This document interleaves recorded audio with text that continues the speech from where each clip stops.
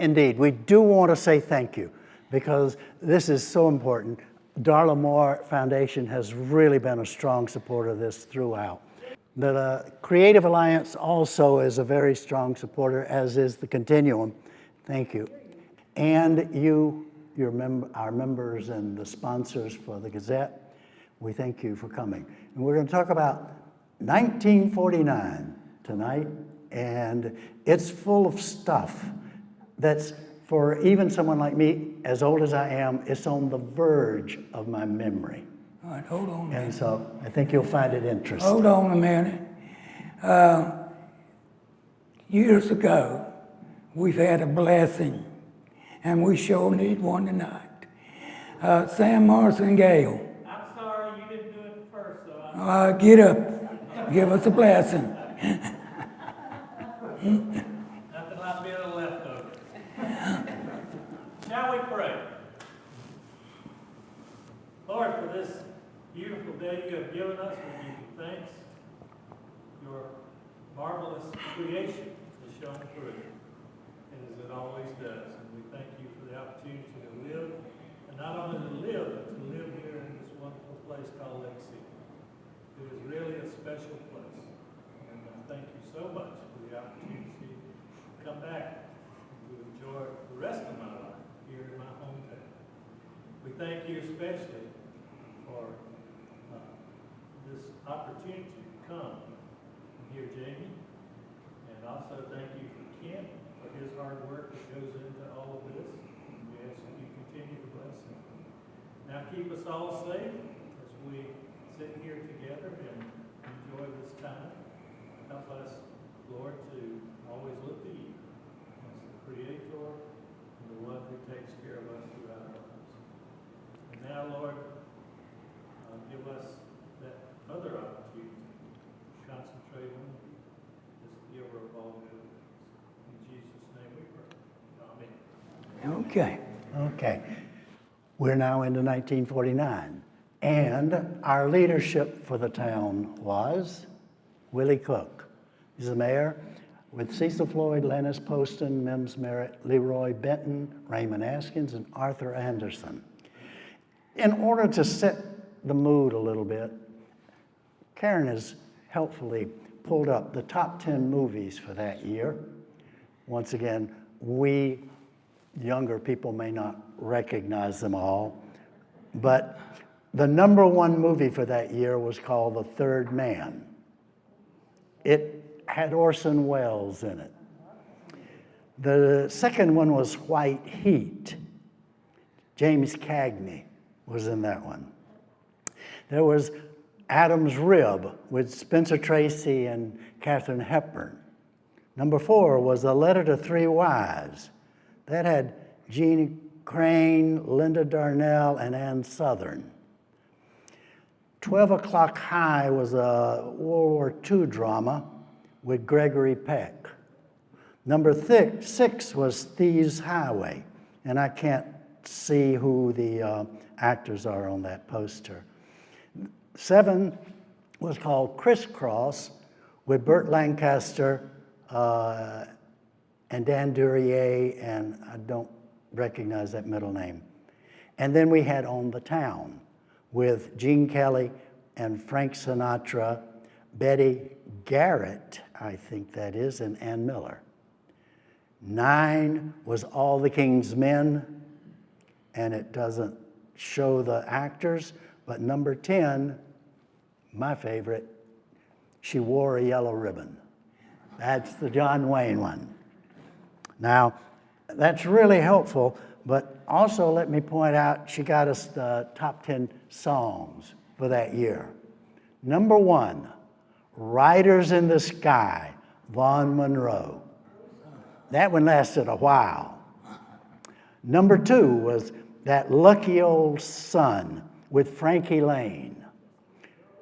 Number 3, You're Breaking My Heart with Vic Damone. Number 4, Some Enchanted Evening with Perry Como. Number 5, Slippin' Around, Jimmy Wakely and Margaret Whiting. Number 6 was I Can Dream, Can't I, with the Andrews Sisters and Gordon Jenkins. Number 7, Cruising Down the River, Russ Morgan Orchestra. Number 8 was A Little Bird Told Me. That's by Evelyn Knight and the Stardusters. Number 9, Mule Train.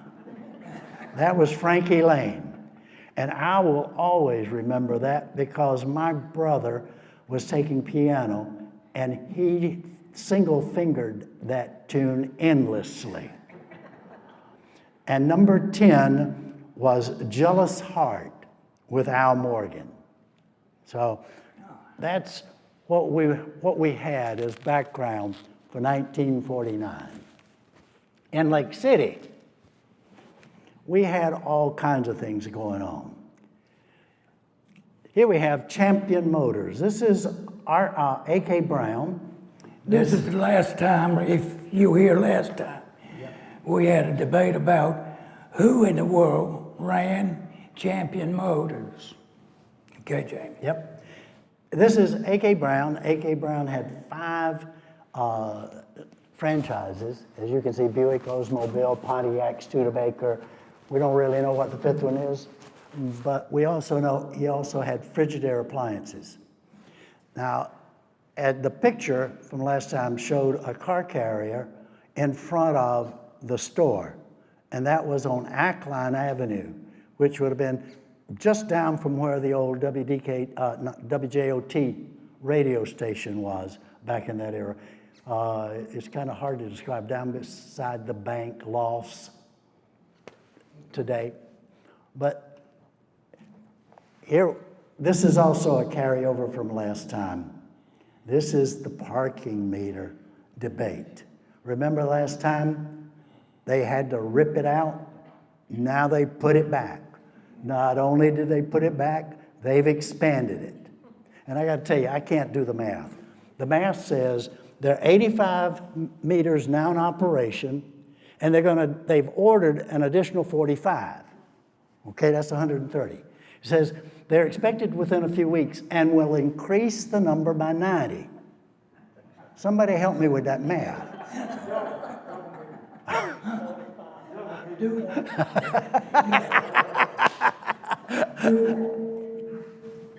Dual meters, so Yeah. so to be. Most of us remember those parking meters because they lasted a long time once they got them in. Okay? Now, I got to tell you, I looked at that and said, that's not Walter Moody. But Laura Moody sent it. And she says it is. That's definitely not how he looked in my memory. But nevertheless, this was interesting. You know, Lake City's always had a history of trucks getting stuck on the crossings. In this particular one, we had J.W. Moore was pulling a load of cotton, and apparently the truck stalled right there at Main Street at the crossing. Well, as it said, you know, I guess I would have panicked. I don't know what he did, but he ran to the fire station. Right here is City Hall, and around the corner Yep. was the fire department. And Walter Moody was there. And some of the firemen were there. So it wasn't even 500 yards, but nevertheless, you know, they got a fire truck, brought it around, hitched it up, and pulled it off just in time. One more disaster averted. Thank you to the fire department.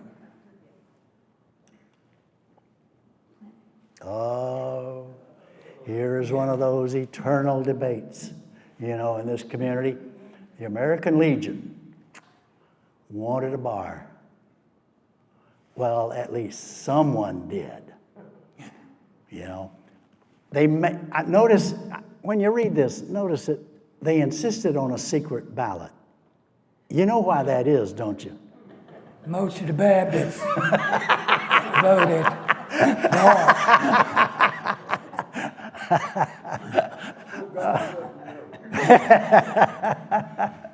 But nevertheless, they voted it down. 2-1, they voted it down. I remember using this facilities for family reunions and things like that many years after. So, you know, it turned out to be a pretty wise decision, I think. Okay. Produce market. Oh, this is a good one. They were having such success with the truck market that everybody's, well, I shouldn't say everybody, but a lot of people were complaining about the traffic. Because if you recall, those lines trying to get into the market could be a mile long or longer. I mean, it just seemed like they went forever. So they decided that they wanted to move it. Now, Harris, you can help us a little bit here, because they said they wanted to buy, they had purchased property adjoining Carter Manufacturing Company. You got any idea where that would have been? No, because they used to pack all the way down the street. They used to get baskets from our plant, and they pull right out on that line on the sidewalk in front of the plant and fill them, and the buyers would be coming down that line. Yeah. That's how far they went, and they packed rail cars all night over there at the ice plant. Well, It was big. I can't remember anything that they had unless, well, it would have been that place down Cash Avenue. The agriculture department had something down there one time. okay. It could have been, but, you know, I kept looking at this and saying, now how's that going to reduce congestion? How are they going to get all those vehicles down Ackline? It kind of sounded like somebody owned some property they wanted to sell the city, frankly. But as you know, it never panned out. One of our favorites, Gene Moore. He is the captain of the 1949 football team, Clemson football team. They went undefeated in 1948 and went to the Cotton Bowl and won. In Missouri. The Gator Bowl, excuse me, over Missouri. And their record was 4-4-2. And they lost to Carolina He had to put that in there. 27-13. I mean, And it was he's got Big to rub it in Thursday. every chance he gets. Big Thursday, you know. Ooh. Did it ever look this good?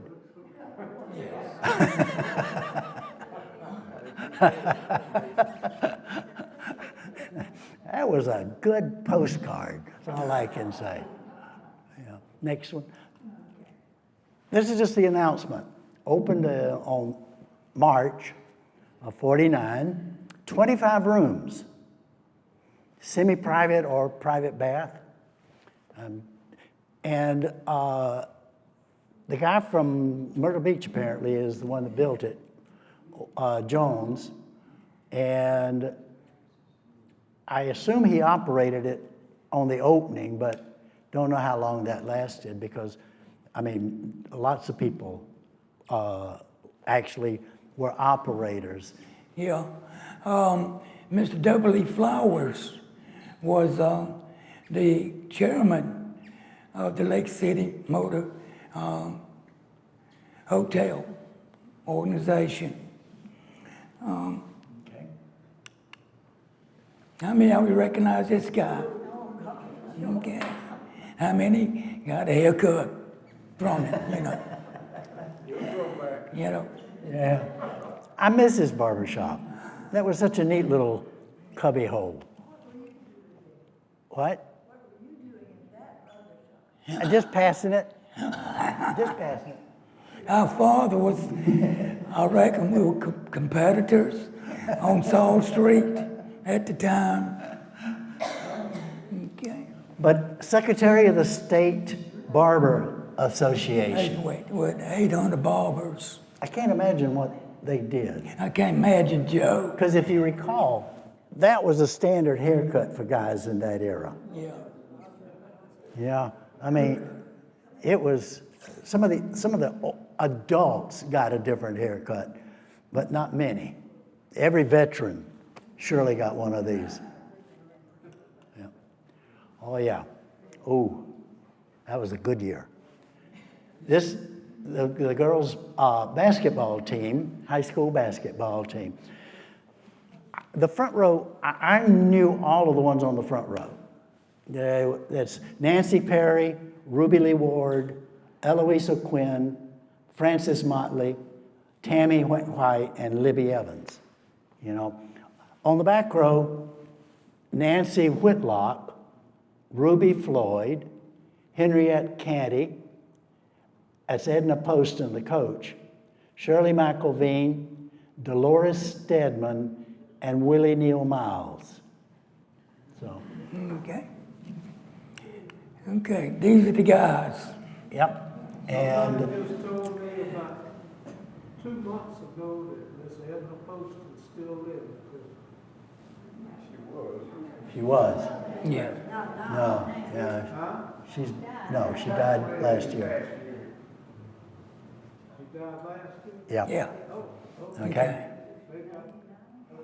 Okay.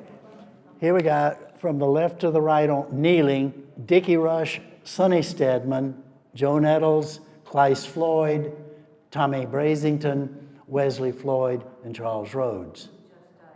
He just died. Standing is Clifford Gaddy, Bill Sprott, Herbert Turner, Jimmy Trueluck, Sonny Evans, Bob Jones, and Coach Schuler.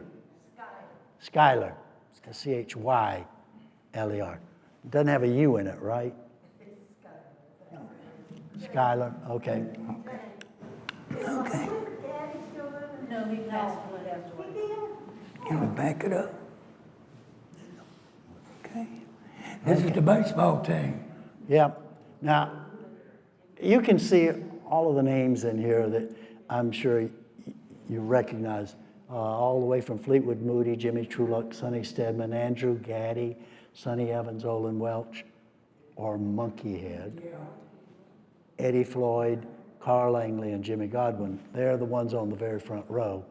And the second is Jack Matthews, Hubert Turner, Hubert McCutcheon, Donald Cockfield, Donkey Moore. That's Donald Moore. That's Mr. Jean's brother, But he was listed as Donkey. Donkey. Anybody know where that came from?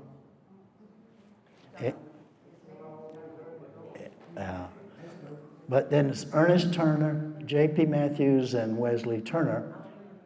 And on the third row, Richard Whitlock, Zane Gray, Jack Fincher, Hayward King, Billy Simmons, Bunny White, Shorty Driggers. What was Shorty's real name? Haygood? Okay, thank you. Yeah, Russell. Heston Evans, Stanley Baldwin, Bobby Askins, Donald Floyd, and Joel Hart. And the tall ones on the back row. Well, not all of them. Charles Green, Emmett Patrick, Bobby Strickland, William Baxley, Aubrey Daniels, Dick Carter, Jimmy Phipps, Burt Godwin, Robert Cameron, Jimmy Huggins, Don Raymond McDaniel. So that was the baseball team in 1949. Okay, that's Abe, our very famous Abe Tummy. And he was famous. I mean, he did a lot of really important photography. This building was burned in 1973, and they redid it. And that's why it looks different from other buildings on Main Street at the time. It was right next to the Tommy's store, and he had a studio right next to M&D.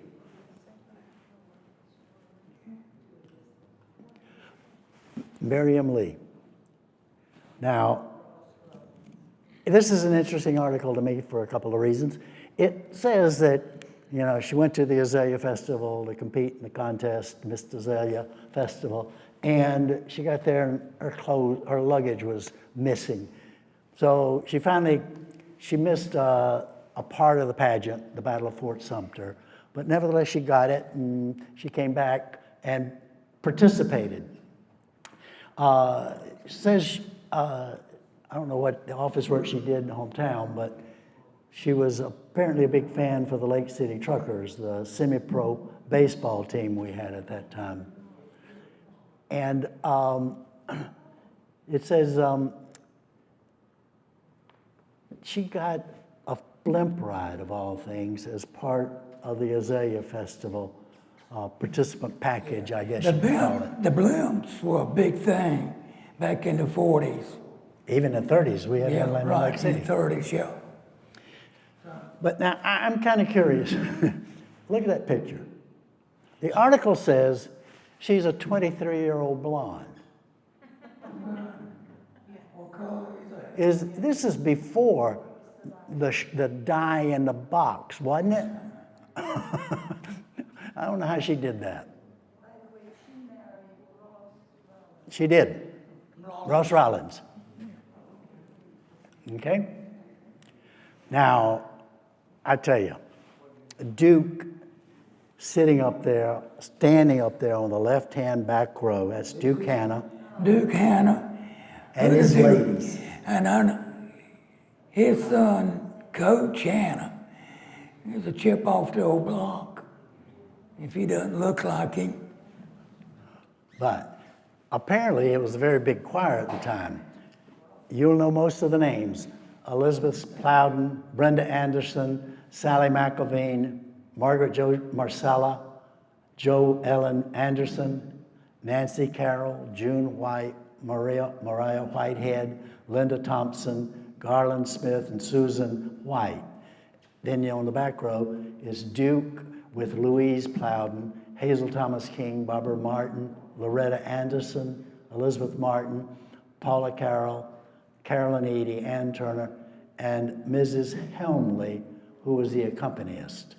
Said Carolyn Wall was missing from this photo. No well. You've seen this before. Lake City, at the turn of the century, had many artesian wells around town. The most famous has always been the one right in front of the M&D. Not necessarily the only one, because there were lots of others. I can still remember in the early 50s there being an artesian well over where Godwin Brothers Grocery is right on Church Street, right across the bridge.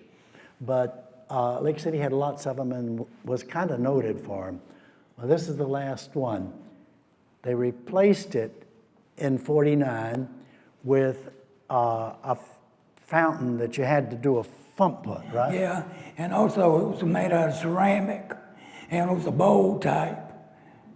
The ceramic bowl for the water, to catch the water. And 44 seniors, we're not going to read all the No, names. we're not going to read them all tonight. No. But remember last time we talked about how this was the first year that we have 12 grades.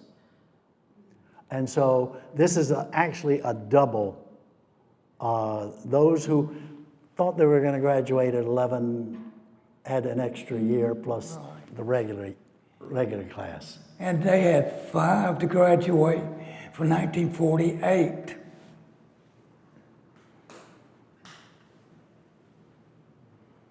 I'll give you a couple of seconds to look over the list.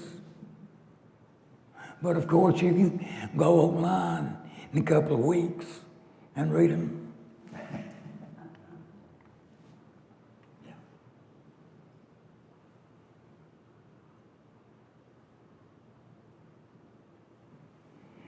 And also, if you're interested, I can print them out to you and mail them to you if you like.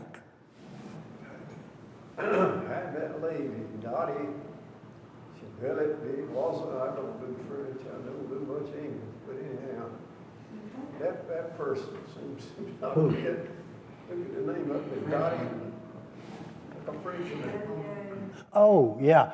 Dottie Chevillette, the boss. Yeah. I never knew a French family. No. I remember reading that she moved here for a while in high school. I think she only spent a couple of 3 years at most. But the whole family left after that. I don't know much more about it. I haven't researched it. Where is she? Her name is Dodie Chevillette DeVos. Here. Okay. All right. So, okay. Planter's Warehouse. This is the Planters that was basically where Lake City Hotel, Lake City Inn on 52. So, They tore that Planter's Warehouse and built John Sparrow and Sammy built Lake City Hotel. And the Sparrow, Mr. Booker Sparrow, actually was the president of the Planters Warehouse. And Mr. Jack Stewart and Robbie Askins were the operators of the it's the interesting. warehouse. Excuse me. It's interesting to me. You see the Motley on third from fourth and bottom line, Luke Motley from Danville, Virginia. The Motleys came as a family, seem to always have had somebody in Lake City in tobacco season from the earliest days of opening. In 1906, the first Motleys came, and they were continuously here, but they only came during the season. We did have one Motley family that stayed, and they had a couple of children that graduated in the 40s, but there are no Motleys left, as you know. Now, if you look at this, Eddie, you'll see your dad on the far left. That's Eddie's dad, his That's brother, right. Jimmy? Jimmy. Asbury Williams, Yep.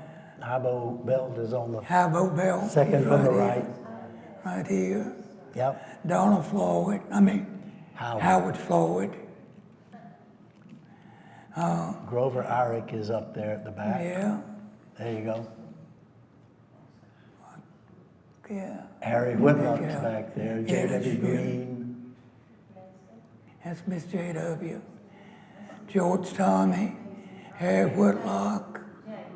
Where's Mason? I see the name. I did not find him No. when I went through the first time. So, Okay. That's Billy Haskins. Dalton Floyd, so I cannot tell you, I can't pick this. Hal Gandy. So, if you like to have any pictures, just let me know, and I'll send them to you. Okay? Everyone remembers Charlie. Yeah. I mean, what I remember about him, I'm sure most of you do, about him getting in trouble for profanity over the air and telling the people who came to investigate what they could do. Yeah. Does everybody know that story? Anyone No, not know? don't tell it.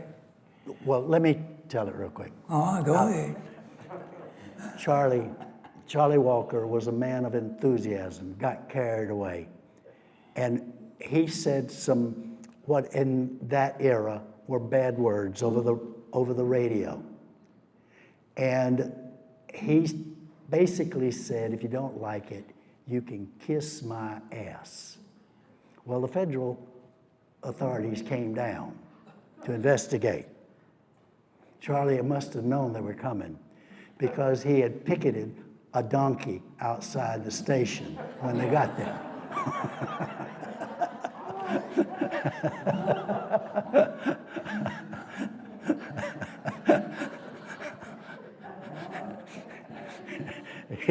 He was a character in every way. You all remember Hyman Motor Company? This picture is actually, as Kemp pointed out, it's from 1956. Those are 56 models. And you'll notice that they've got an advertisement out front. Osmobile sponsors the Democratic Convention and the Republican Convention. Okay, both of them. They're playing it safe. In that time, I don't think there were very many Republicans in Lake City. And then they remodeled in 1949. Yep. And that's where Mr. Hyman got his own private office. And June Coleman was a member of the sales staff.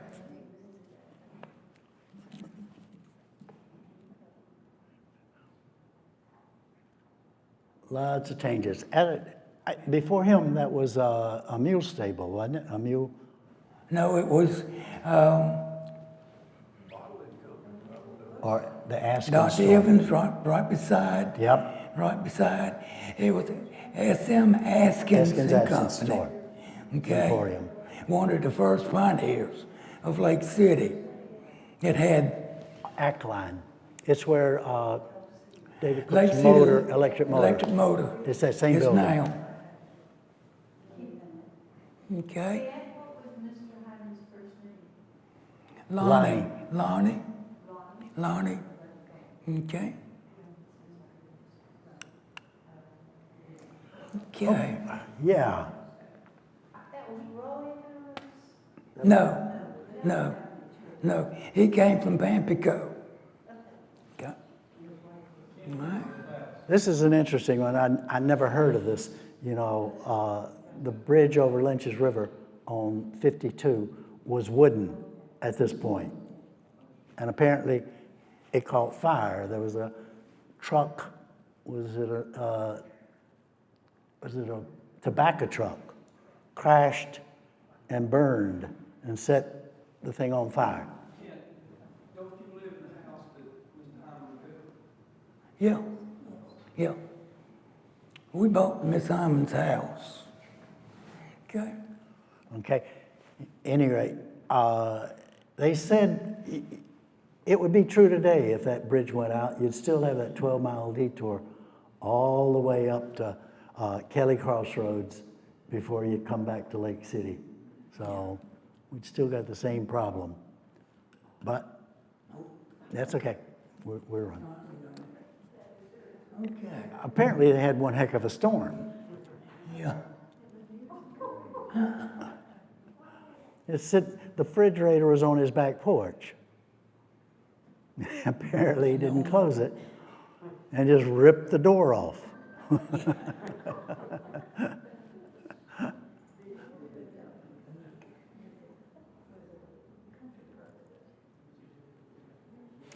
I just find it interesting that an article like this gets published in the Charleston paper. You know, I guess it's a human interest story. Okay? Palmetto League champions. This was the truckers. Yeah. This is the semi-pro team. And you picture, You went you back. see, yeah, because Gene Moore is in it. Okay. You see Gene Moore on the front row? Gene Moore is here, and Arnold Graham is here. Okay. Now, I don't know the rest of them, but I know these two. Yeah, most of them came from out of town, Right. you know, for the season. You see in the next one where they beat Orangeburg for the championship, is what it amounts to. And see that this is Cathy. What was his first name? Hardin Cathy. You know, pitched 15 innings of the game and won it. 3 pitchers on the other team. Okay? Here's the school as we had it at that time. And most of them were teachers that we had, you know. Yep. Miss Emily, Miriam Smith, Miss Flanagan, Miss Lizzie Gravely. We keep on saying the same ones every year. Then we had the elementary. And I want you to look at the bottom. It gives you the teachers for 1st, 2nd, 3rd, 4th, 5th, 6th, and 7th grade. And then it says Reamer L. Cotfield, 6th and 7th grades. Did he teach them all? Yeah. Coach of the junior athletic teams. Most of us had all of those teachers. even though we came later. Go ahead. Here's an interesting one. This is a guy, got impressive credentials. He's a doctor from New Jersey, graduated from Rutgers University with a BS, got a MD from Georgetown University Medical School, then went on and got his internship done with, and went into the Army in '43. When he got out, he went back to school and received graduate training in internal medicine, but he got his PhD from Georgetown in '49, so he's an MD and a PhD. The PhD he's a psychiatrist. He's a psychiatrist. How many other people were in Lake City in 1949? You wouldn't have too many clients, so he moved. Yeah. Okay? We find it kind of strange because there were certainly enough people who needed a psychiatrist. In 1949. And why he had to move on is beyond me. The reason why he came to Lake City was he married a so-called local girl from Cades. Willie Mae Hill. All right. Was that Bubba Hill's father, Kemper Hill? I don't know. I don't know. But Kent did a great job. I got to tell you, I have been really impressed by the research that Kent does because he finds the most peculiar things. If you see that, he found him, once he left here, he went to Great Falls. Do you know where Great Falls is? It is even smaller community than Lake City. It's over in Chester County, Chesterfield. But from there, he moved to Pickens, where apparently he spent the rest of his life. And that's a picture of him. I don't know what the year is, but he's got a few years on him at that point. Yeah, he had I had him, what you call it? Handlebar mustache. But if the colors are true, he's got a green hat and a green ribbon, and looking like he's trying to be Irish. Yeah, and it with a worked name like Rhinos. Anybody want to give it a try? He worked 5 hours a day. Tuesday and Sundays he was off. Tuesdays and Sunday was off.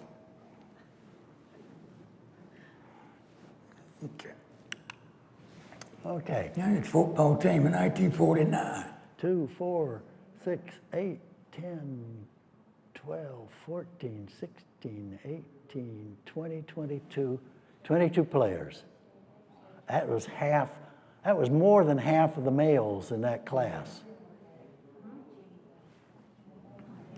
Mr. Gravely, Clark Floyd,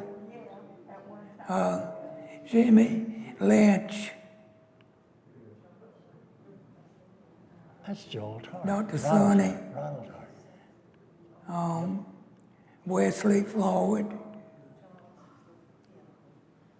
Jamie Godwin, These are all Eddie people. Floyd, Jimmy Trulock. Most of you know Yeah. these people. Okay. Okay? The Four Horsemen. The Four Horsemen. Okay. 1949. Shay Hagan, Jack Godwin, Randy Gravely, and Charles Rhodes. Randy Gravely was the quarterback. But the thing about this is that Randy graduated in '48. He was a postgraduate. And then he went to the Citadel. This is an interesting tale and another demonstration of Kent's research abilities. This is about a car race in Lake City. It was at the track, which is out at the airport now. Remember, before this had been a greyhound track, among other things, and trotting track and that sort of thing. Well, this is 49, and they've converted it into a stock car race. And they had this race. Now, in this particular one, unfortunately, one of the cars spun out of control, crashed through a barrier, and the wood debris killed a spectator. And so that's probably why we didn't have any anymore. But Kent noticed, it says up there, in about the 4th paragraph, Mrs. Smith driving a 1947 finished 9th. I looked at that. Mrs. Smith, is that a typo? This is when the research went into effect. He found her. Her name was Louise Smith. She was the first professional stock car driver. Bill France, who started NASCAR, found her in Greenville. Her husband ran a junkyard. The story was that she was well known for outrunning the law.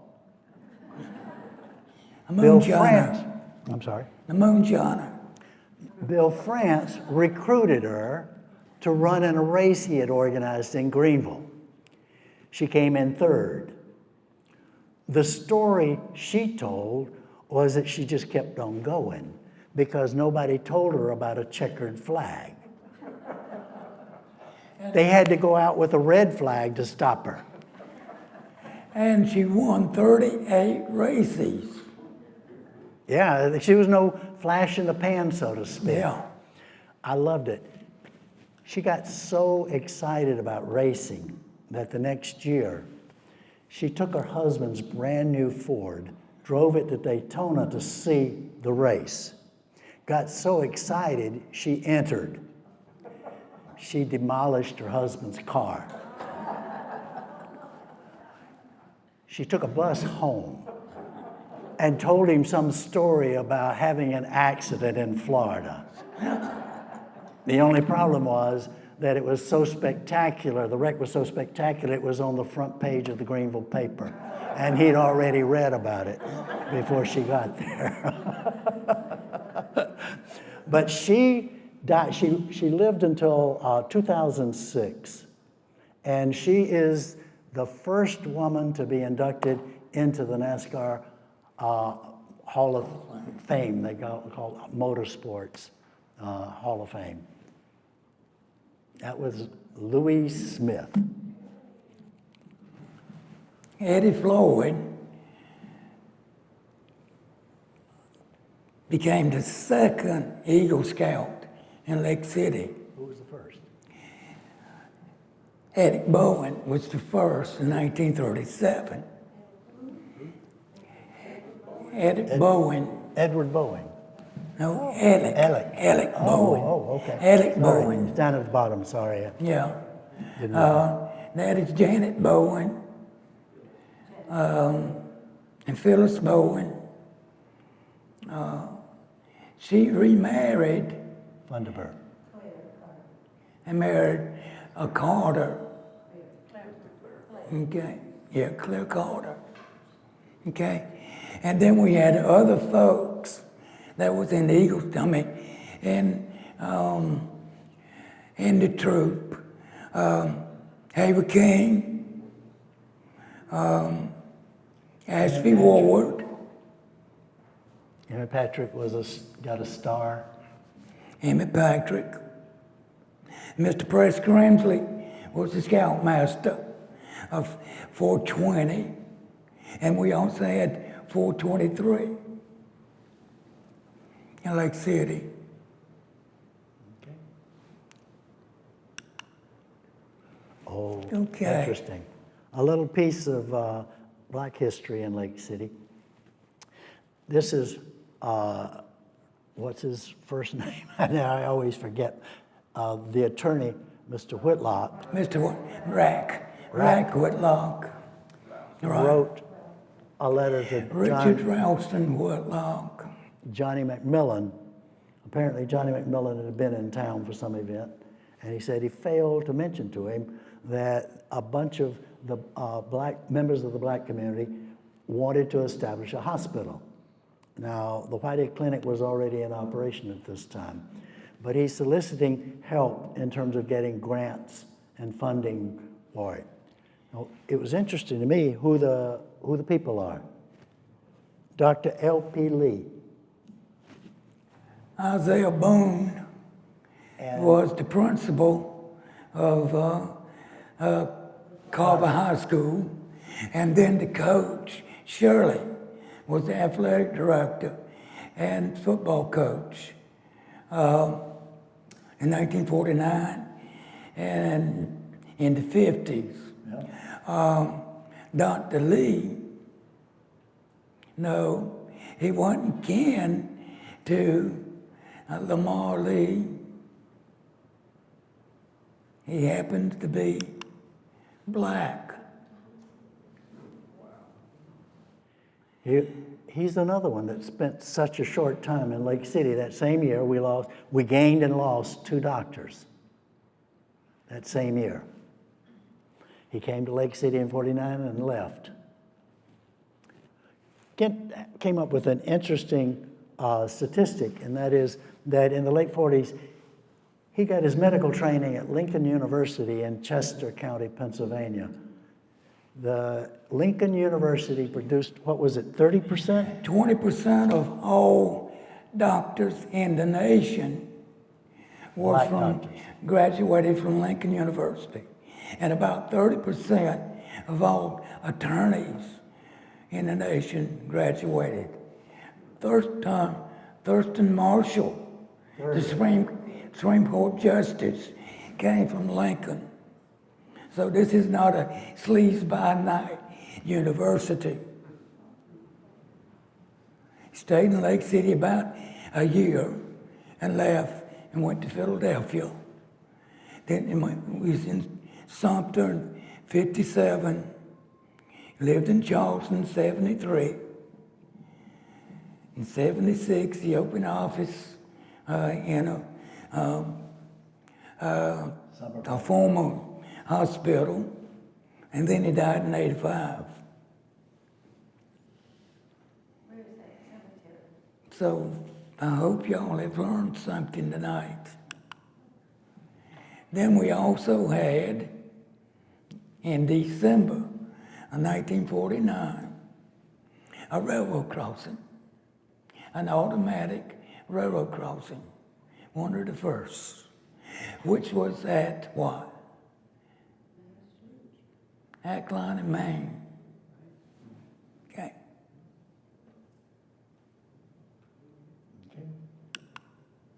Next time, October 26th. Thank you all for coming, and this is the biggest crowd yet. And thank you so much.